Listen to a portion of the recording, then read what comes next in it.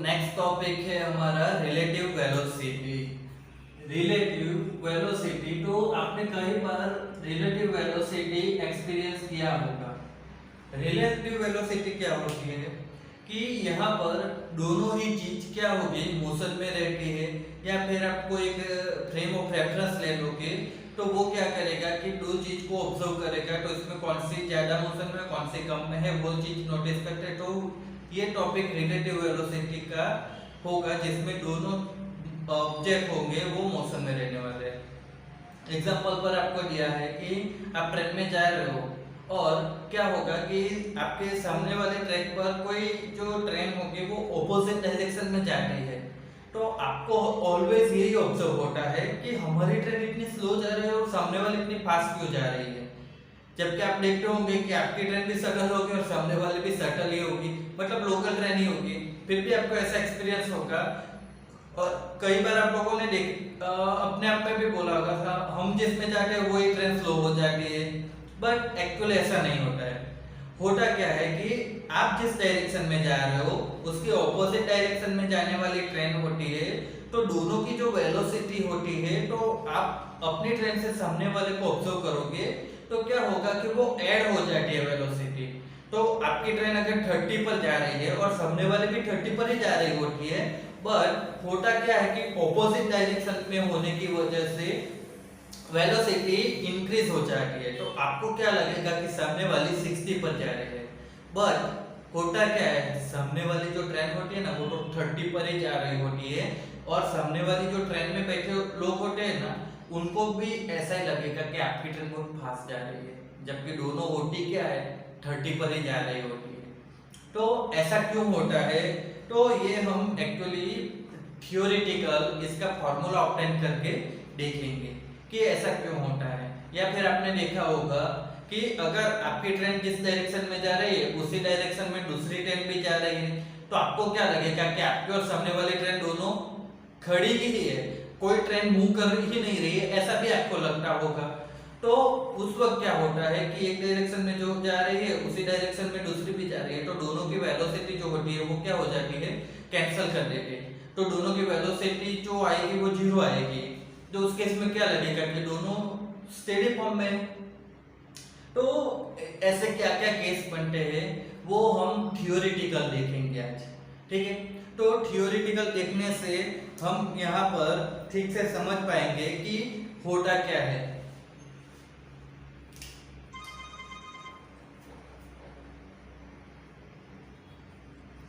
अब देखो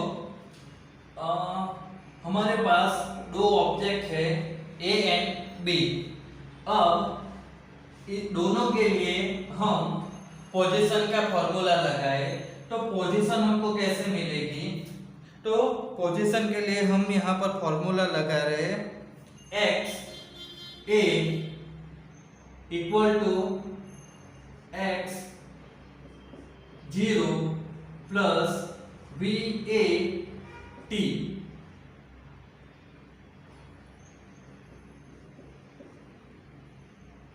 अब ये फॉर्मूला कौन सा हो गया, तो देखो v इक्वल टू क्या होता है, तो कोई x अपन t होता है, तो x इक्वल टू क्या हो जाएगा, v इंटू टी हो जाता है। अरे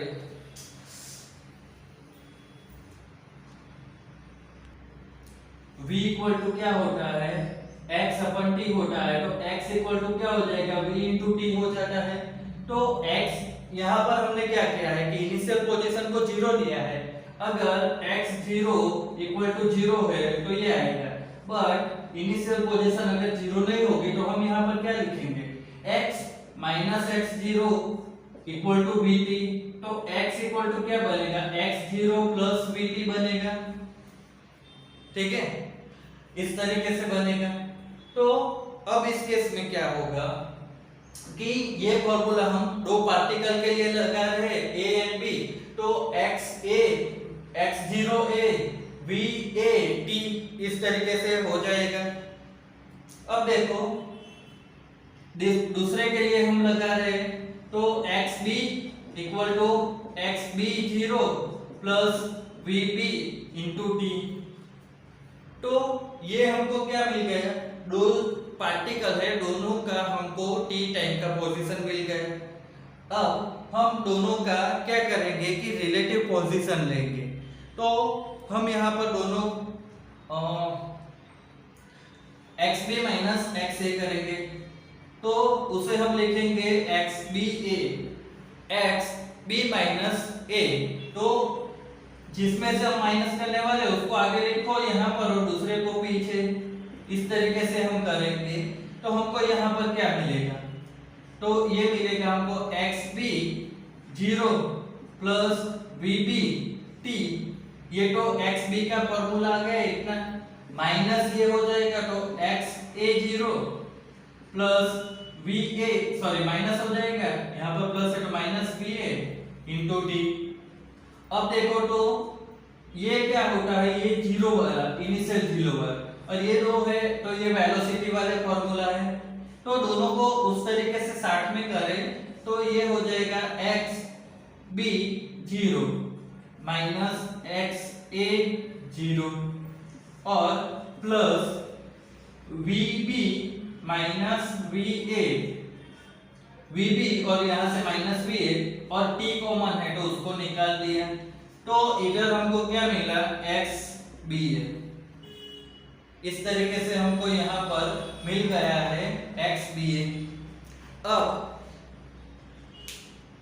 ये जो मिल गया है तो इसमें हमको करना क्या है, जो t है इसको हम इधर ले आए, तो xb अपन t इक्वल टू ये तो है एसिडिस रहेगा प्लस vb माइनस va, इस तरीके से रहेगा। अब देखो तो ये क्या आ रहा है कि डिस्टेंस अपन टाइम मिल रहा है, तो डिस्टेंस अपन टाइम इसको हम क्या लिख सकते हैं, वेलोसिटी। और दोनों का इनिशियल पोजीशन का डिस्टेंस हम 0 लेते हैं, इसको xb 0 minus xa 0 equal to हम 0 ले रहे हैं। तो हमको यहाँ पर देखो तो ये क्या मिलेगा, vba इक्वल टू क्या मिला, vb माइनस va। अब देखो तो xba क्या था, तो relative distance of b with respect to a, तो x था इसलिए डिस्टेंस आ रहा था। अब देखो तो क्या आ गया, वेलोसिटी आ गया, तो velocity of b with respect to a वो हमको क्या मिलेगा, vb माइनस va करने से। तो यहाँ पर हमको क्या मिल रहा है कि जब दो ऑब्जेक्ट, ठीक है, इस तरीके से दो object a and b motion कर रहे हैं तो उनका जो रिलेटिव वेलोसिटी होगा वो हमको क्या मिलेगा, vba equal to vb minus va करने से। अब अगर यहाँ पर vab हम लिख दें तो सिंपल है, क्या हो जाएगा, va माइनस vb हो जाएगा इस तरीके से। तो velocity of b with respect to a करना है तो vb minus va, velocity of a with respect to b तो va माइनस vb करो। तो इस तरीके से हमको यहाँ पर क्या होगा कि रिलेटिव वेलोसिटी मिल जाती है, तो उसका फॉर्मूला इस तरीके से आएगा। अब रिलेटिव वेलोसिटी में क्या होगा कि अलग अलग केस बनेंगे। होता क्या है कि आप एक डायरेक्शन में जा रहे हो, दूसरा उसी डायरेक्शन में जा रहा है तो ये एक हो गया, आप एक डायरेक्शन में जा रहे हो दूसरा ऑपोजिट डायरेक्शन से आ रहा है तो क्या होगा, आप एक डायरेक्शन में जा रहे हो दूसरा आपसे ज्यादा पोजीशन से उसी डायरेक्शन में जा रहा है तो क्या होगा, ठीक है। तो इस तरीके से अलग अलग केस बनते हैं इसके, ये फॉर्मूला तो यही रहेगा, बट जो अलग अलग केस बनते हैं वो अलग अलग केस की वजह से ये फॉर्मूला में क्या चेंज हो सकता है वो हमको देखना है। देखो अब रिलेटिव वेलोसिटी के अलग अलग केस होंगे। Relative velocity formula VAB equal to VA minus VB। अब यहाँ पर हम अलग अलग केस क्या लेंगे, तो पहला केस लेंगे हम जिसमें क्या होगा, VA इक्वल टू VB होता है, मतलब दोनों वेलोसिटी सेम है, तो दोनों ऑब्जेक्ट अगर सेम वेलोसिटी से मोशन कर रहे हैं तो उस केस में क्या होगा, तो अकॉर्डिंग टू फॉर्मूला VAB क्या हो जाएगा, 0। VA और VB दोनों सेम है तो VAB क्या हो जाएगा, 0 हो जाएगा। अब इसका आप ग्राफ भी बना सकते हो, तो ग्राफ किसका आएगा, x अगेंस्ट t का। x अगेंस्ट t के ग्राफ में आप देखो तो क्या हो रहा है कि va और vb दोनों की वेलोसिटी सेम है। तो होता क्या है कि a अगर इस तरीके से जा रहा है तो vb कोई वेलोसिटी होगी तो वो vb इस तरीके से जाएगा। दोनों के बीच का जो डिस्टेंस होगा उसमें कुछ चेंज नहीं आ रहा है। इसका मतलब ये है इनिशियल वेलोसिटी दोनों की अगर va और vb मतलब दो ऑब्जेक्ट की वेलोसिटी अगर सेम होगी तो उनके बीच का जो इनिशियल डिस्टेंस होगा, ठीक है, ये इनिशियल डिस्टेंस वो सेम रहेगा।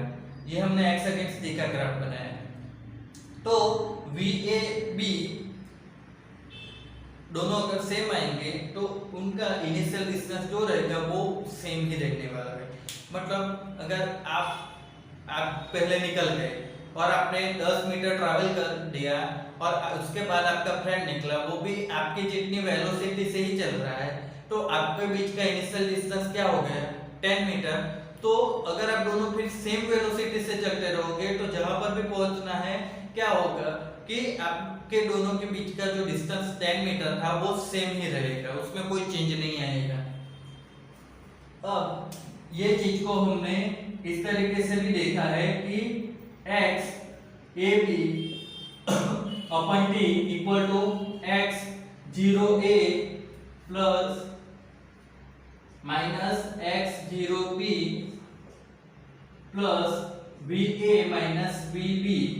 ये जो फॉर्मूला आपने आगे देखा है इसमें देखो ये वाला टर्म 0 हो जाएगा तो va क्या होगा कि दोनों का इनिशियल डिस्टेंस जो रहता है वही है।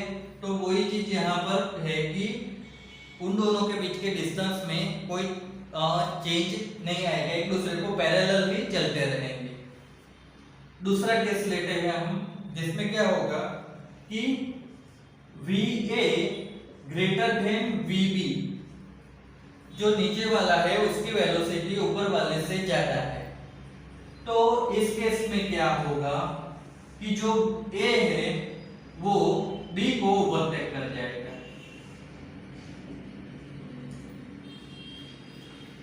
तो इस केस में क्या होगा कि एक आदमी 10 की स्पीड से जा रहा है, दूसरा उसके पीछे 20 की स्पीड से आ रहा है, तो कोई ना कोई पॉइंट पर क्या होगा कि ये वाला इसको ओवरटेक कर जाएगा ना। तो वही चीज है कि एक पीछे वाले की वेलोसिटी आगे वाले से ज्यादा है। तो समझ लो कि इसकी वेलोसिटी 10 है, मतलब समझो कि ये कोई साइकिल पर जा रहा है और आप पीछे बाइक पर आ रहे हो, तो क्या होगा कि इसकी वेलोसिटी की कंपेयर में ये वेलोसिटी ज्यादा होगी तो आप कहीं ना कहीं इसको ओवरटेक कर जाओगे। तो वही चीज यहाँ पर है कि ये एक दूसरे को क्या हो रहा है कि एक पॉइंट पर इंटरसेक्ट कर रहे हैं। तो ये हमने एक्चुअली एग्जांपल 3.2 में भी देखा था कि जहां पर इंटरसेक्ट करते हैं तो वहां पर कोई ऑब्जेक्ट दूसरे को ओवरटेक कर रहा है। तो जब पीछे वाले की वेलोसिटी आगे वाले से ज्यादा होगी। अब इसका उल्टा केस भी बन सकता है। तो उल्टा केस क्या होगा इसका, va लेस देन vb। पीछे वाले की वेलोसिटी वो ऑलरेडी पीछे और वेलोसिटी भी कम है, तो उस केस में क्या होगा, तो उस केस में ये होगा कि ये बहुत आगे चला जाएगा और ये बाइक इस तरीके से रहेंगे। मतलब कि उन दोनों के बीच का जो डिस्टेंस है वो विद रिस्पेक्ट टू टाइम क्या होगा, बढ़ता जा रहा है। अब देखो तो ये डिस्टेंस यहाँ पर इतना था, फिर ये टाइम के साथ ये डिस्टेंस इतना, फिर ये डिस्टेंस, दोनों के बीच का डिस्टेंस बढ़ता जाता है। तो वो एक्चुअली बढ़ेगा। आप साइकिल से जा रहे थे, ठीक है, और पीछे कोई आदमी चल के आ रहा है, ठीक है, तो क्या होगा कि विद रिस्पेक्ट टू टाइम आप तो उससे ज्यादा ज्यादा ज्यादा आगे ही निकलते जाओगे, क्योंकि वो पीछे तो चल के आ रहा है तो उसकी वेलोसिटी तो बहुत ही कम हो जाएगी। 1 kilometre per hour 2 kilometre per hour होगी और आप साइकिल से जाओगे तो 15-20 की आपकी स्पीड हो जाएगी। तो होता क्या है कि आप बहुत आगे निकलते जाओगे और पीछे वाला पीछे रह जाएगा। तो ये केस हो गए। अब सबसे ज्यादा इंपॉर्टेंट केस क्या है कि VA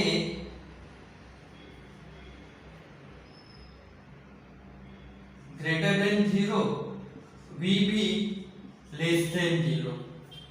मतलब कि दोनों की जो साइन है वो ऑपोजिट है। वी ए ग्रेटर देन 0 मतलब कि ये पॉजिटिव है और ये नेगेटिव है, मतलब एक वेलोसिटी बढ़ रही है ना तो दूसरी डिक्रीज हो रही है। तो उस केस में क्या होगा वो बहुत इंपॉर्टेंट है। अब देखो तो यहाँ पर ये x अगेंस्ट t का ग्राफ है, ये a है ये b है, तो a की वेलोसिटी तो पॉजिटिव है तो मतलब ये क्या होगा कि ये इस तरीके से बढ़ रहा है और b की वेलोसिटी डिक्रीज हो रही है तो वो इस तरीके से उसकी वेलोसिटी जाएगी, तो ये भी कहीं ना कहीं पर क्या होगा एक दूसरे को इंटरसेक्ट करेंगे। ठीक है, तो ये दोनों केस आप देखो तो ऊपर वाले में भी इंटरसेक्ट हो रहा है, यहाँ पर भी इंटरसेक्ट हो रहा है, तो दोनों केस में डिफरेंस क्या है? तो एक में क्या होगा कि जो पहले वाला है VA ग्रेटर देन VB, उसमें क्या होगा कि कोई आदमी चल के जा रहा है और आप उसको पीछे से साइकिल पर जाके ओवरटेक कर रहे हो, तो वो ये केस हो गया। और दूसरा केस क्या है कि आप इधर से फ्रेंड के घर जा रहे हो और फ्रेंड उधर से आपके घर के लिए बाइक पर आ रहा है, आप दोनों बाइक पे जा रहे हो, बट फ्रेंड उसके घर से आ रहा है, आप अपने घर से जा रहे हो, तो क्या होगा कि आप भी कोई एक पॉइंट पर मिल जाओगे, तो वो ये वाला केस होगा। दोनों केस डिफरेंट है, भले इंटरसेक्ट हो रहे हैं दोनों केस में बट डिफरेंट है। तो इस केस में देखो तो क्या हो जाएगा कि जो हमारा वेलोसिटी है ना, तो VAB, तो वो क्या हो जाएगा अब VA माइनस, और अब देखो तो जो B है वो क्या है नेगेटिव डायरेक्शन में है, तो वो हमको क्या लिखना पड़ेगा माइनस VB लिखना पड़ेगा। तो इस केस में क्या हो जाएगा VA प्लस VB हो जाएगा, दोनों का रिलेटिव वेलोसिटी इस केस में क्या हो जाएगा बढ़ जाएगा, क्योंकि दोनों ऑपोजिट डायरेक्शन में आ रहे हैं, तो VA माइनस माइनस VB करना पड़ेगा इसलिए। तो यही केस है कि आप देखो तो VA प्लस VB, तो मैंने जैसे पहले बताया था कि ट्रेन में आप जा रहे हो, ठीक है, आप वलसाड़ से जा रहे हो सूरत और कोई आपका फ्रेंड सूरत से वलसाड़ आ रहा है, दोनों की ट्रेन क्या होगी ऑपोजिट डायरेक्शन में होगी, तो आपको लगेगा उसकी ट्रेन पास जा रही है और उसको लगेगा आपकी ट्रेन पास जा रही है। होता क्या है दोनों की 30 पर ही जा रही हो, इंडिया में ट्रेन की जो स्पीड है वो 30 किलोमीटर पर आवर ही है, तो यहाँ पर क्या होगा कि वो बढ़ती क्यों, आपको फास्ट चलती ऐसा क्यों लग रहा है, तो वो इस वजह से लग रहा है कि रिलेटिव वेलोसिटी दोनों की इंक्रीज हो जाती है। तो ये अलग अलग केस थे, बाकी के जो सारे केस हैं उसमें क्या होगा VA माइनस VB ही रहेगा, बट इस केस में VA प्लस VB हो जाता है। तो आपको भी जब न्यूमेरिकल आए तो आपको समझना पड़ेगा कि दो ऑब्जेक्ट मोशन कर रहे हैं तो दोनों का जो मोशन है वो सेम डायरेक्शन में है या ऑपोजिट डायरेक्शन में, क्योंकि ऑपोजिट में होगा तो रिलेटिव वेलोसिटी में एडिशन आएगा। ठीक है, तो आज तो ये हमारा रिलेटिव वेलोसिटी था। अब इसके रिगार्डिंग एक न्यूमेरिकल है 3.9। देखो एग्जांपल 3.9 है, तो रिलेटिव वेलोसिटी के रिलेटेड एग्जांपल है। एक चीज याद रखो, सेम डायरेक्शन में दो चीज मोशन करेगी तो वो क्या हो जाएगा relative velocity VA minus VB आएगी, और ऑपोजिट डायरेक्शन हो जाएगा तो वहां पर हमको जो वेलोसिटी है उसको ऐड करना रहेगा। अब देखो यहाँ पर क्या बोला गया है कि एक ट्रेन A है वो साउथ से नॉर्थ की ओर जा रही है, उसकी डायरेक्शन नॉर्थ होगी। दूसरी ट्रेन B है वो नॉर्थ से साउथ की ओर आ रही है, मतलब उसकी डायरेक्शन साउथ है। तीसरी बात ये बोली गई है कि A ट्रेन के ऊपर जो कि नॉर्थ की ओर जा रही है उसकी ओर साउथ की डायरेक्शन में एक मंकी 18 किलोमीटर पर आवर की स्पीड से जा रहा है। इतनी चीजें हमको दी गई है। अब पहले तो हम ये किलोमीटर पर आवर है 54, तो उसको मीटर पर सेकंड में कन्वर्ट किया तो वो हो जाएगा 15 मीटर पर सेकंड। अब दूसरी चीज देखो कि VA लिखा तो A की वेलोसिटी हो गई। अब A की वेलोसिटी को हमने पॉजिटिव लिया है तो ये डायरेक्शन में जो जाएगा वो सब पॉजिटिव आएगा, बट B ट्रेन देखो तो वो ऑपोजिट डायरेक्शन में जा रही है, इसलिए इसकी वेलोसिटी को हमने यहाँ पर नेगेटिव लिया है, तो वो -90 किलोमीटर पर आवर है, तो उसको हमने 5/18 से मल्टीप्लाई किया तो आंसर -25 मीटर पर सेकंड आया। तीसरी बात मंकी है, मंकी क्या कर रहा है कि वो भी साउथ की ओर जा रहा है तो उसकी डायरेक्शन भी माइनस लेनी पड़ेगी, ऑपोजिट है इसलिए, तो -18 5/18 तो -5 मीटर पर सेकंड, ये हमको उसकी वेलोसिटी मिल गई। अब देखो तो हमको फाइंड करना है velocity of B with respect to A, तो वो हमको क्या मिलेगा VPA है तो VB माइनस VA, तो हो गया क्या -25 माइनस 15, तो ये हो जाएगा हमारा आंसर -14 मीटर पर सेकंड। ये चीज यहाँ पर हमको मिली ही है, तो -25 माइनस 15, तो आंसर -40 आ गया। दूसरी चीज हमको फाइंड करनी है कि velocity of B with respect to ground, ठीक है, ग्राउंड बोल दो या ट्रैक बोल दो। तो होता क्या है कि भाई आपने ये जॉब भी सुना होगा कि किसी ने आपको पूछा कि ये रोड कहाँ जाता है, तो बोलते रोड कहीं नहीं जाता, रोड के ऊपर से जाता है ना। तो वही चीज यहाँ पर भी होती है कि जो ट्रेन होती है वो ट्रैक के ऊपर से पास हो जाती है, पर ट्रैक वही रहता है। तो ट्रैक की जो वेलोसिटी होगी वो कितनी होगी, 0 होगी, और ट्रैक कहाँ पर है, ग्राउंड पर है। तो ग्राउंड की वेलोसिटी बोलो या ट्रैक की वेलोसिटी बोलो, वो 0 हो जाएगी। तो उस ग्राउंड या ट्रैक की रिस्पेक्ट में ट्रेन की वेलोसिटी फाइंड करनी है, तो वो हो जाएगी VG माइनस VB, तो वो आएगा 0 माइनस -25, तो वो हो जाएगा +25 मीटर पर सेकंड। अब तीसरी चीज हमको ये करनी है कि जो एक लाइन के ऊपर ऑपोजिट डायरेक्शन में मंकी जा रहा है, तो उसकी वेलोसिटी कोई ग्राउंड पर खड़े ऑब्जर्वर की रिस्पेक्ट में कितनी बढ़ती है वो देखना है। तो एक्चुअली देखो कि मंकी की स्पीड ट्रेन के ऊपर कितनी है, तो वो तो हमको दी हुई है -5, ठीक है, -5 मतलब ये -18 दिया था, उसको मीटर पर सेकंड में कन्वर्ट किया। अब देखो तो मंकी की speed with respect to observer, तो वो क्या आ जाएगी, तो जो ट्रेन की स्पीड है उसको हमें माइनस कर देना पड़ेगा। ये ट्रेन की स्पीड में से हम मंकी की स्पीड माइनस कर देंगे, तो 15 माइनस 5 कर दिया, तो वो हो जाएगा 10 मीटर पर सेकंड। तो मतलब ट्रेन ये डायरेक्शन में 15 से जा रही है और मंकी इधर 5 मीटर पर सेकंड से आ रहा है, तो उसकी मंकी की जो नेट स्पीड होगी वो क्या हो जाएगी, 10 हो जाएगी ना। तो ये 10 मीटर पर सेकंड आंसर आ जाएगा। तो यहाँ पर हमारा जो टॉपिक है ये खत्म होता है, और उसके साथ चैप्टर 3 का सारा थियरी भी खत्म होता है।